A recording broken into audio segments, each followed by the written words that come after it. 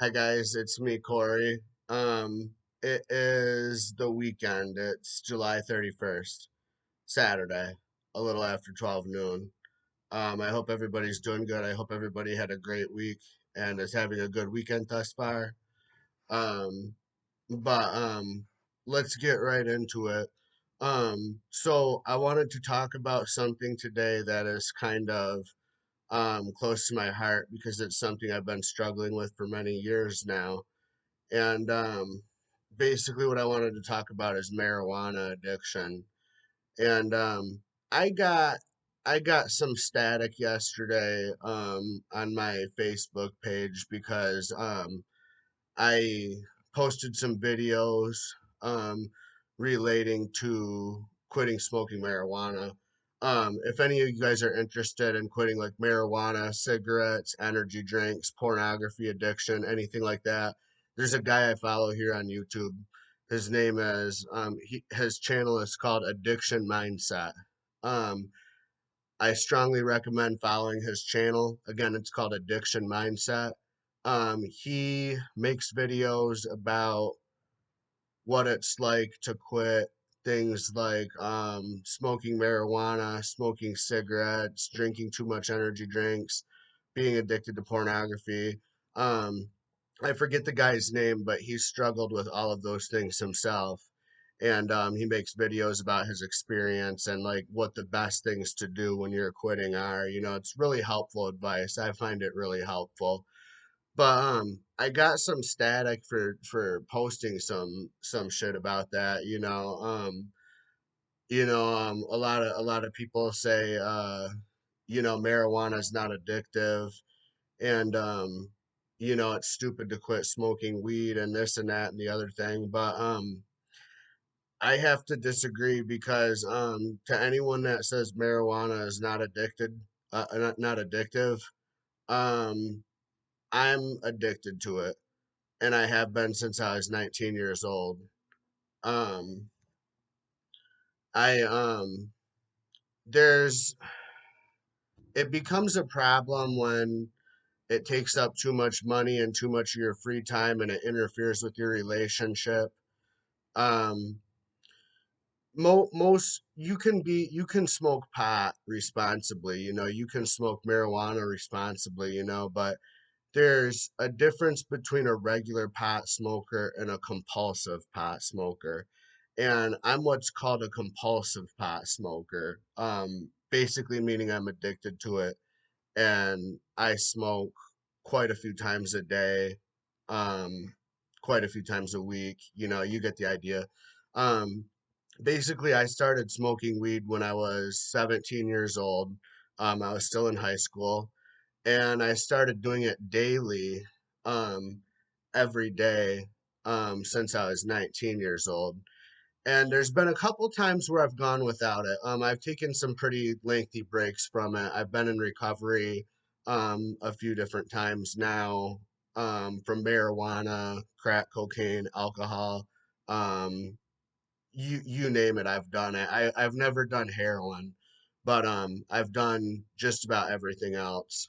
Um, so, um, anyway, um, most people who smoke marijuana, are smoking probably an ounce a month. Like most people I talk to can make an ounce last them a month. Um, and that's good for them. They're good. They just do their ounce a month, and that's good. That's enough to suffice them. But you take someone like me, who's a compulsive pot smoker. Um, I go through 3, sometimes 4 ounces a month. That's not normal behavior, you guys. That's not 3 or 4 ounces a month. That's way, way, way too much weed. That's not normal at all. So like I said, I have taken breaks from it before. I have been in sobriety before, but I always go back to it. I always go back to it. Um, I started doing it when I was 19 just because, it helps me deal with everyday stress. I was working and going to school at the same time. I did that for quite a few years. and I just did it to deal with that, and um some of my mental health shit. I I thought it helped my mental health for a long time, until I started realizing it really doesn't. It doesn't really do much for my mental health disabilities. I know some people say it's medicinal and some people it helps, if you have like a mood disorder, if you're bipolar or maybe PTSD or something like that. But for schizophrenia and schizoaffective disorder, it really doesn't do much. In some cases, it makes it worse. A lot of people say their psychosis has been triggered from it and stuff like that. So it's for schizophrenia and schizoaffective disorder, I wouldn't say it's medicinal. I'd say it's more of a, if you're doing it with those disorders, I'd say it's more probably for entertainment. I don't know. Maybe I'm wrong. Maybe, different people have different experiences. Maybe someone can educate me a little bit more on this. But yeah, I don't know. And I started using it. I do think it's a gateway drug, you guys, because if you notice, like look at all the other drugs that I did. It started with alcohol when I was 16, then marijuana when I was 17, and then it progressed into so many other drugs, you guys. And it's not just me. Most people I know who smoke pot have done other drugs too. Um, so that makes a lot of sense. And then the other thing is too, when I started getting into heavier drugs like smoking crack and stuff like that, and other psychedelics, LSD, magic mushrooms, shit like that. I would smoke pot to come down with. I noticed it would be a really nice come down, because to come down off of some of those heavier drugs is really a bitch. Coming down off opiates or coming down off crack cocaine, um, it makes you want more and more. And so to have some weed to come down with is really a nice um, come down. So I have been struggling with marijuana addiction lately.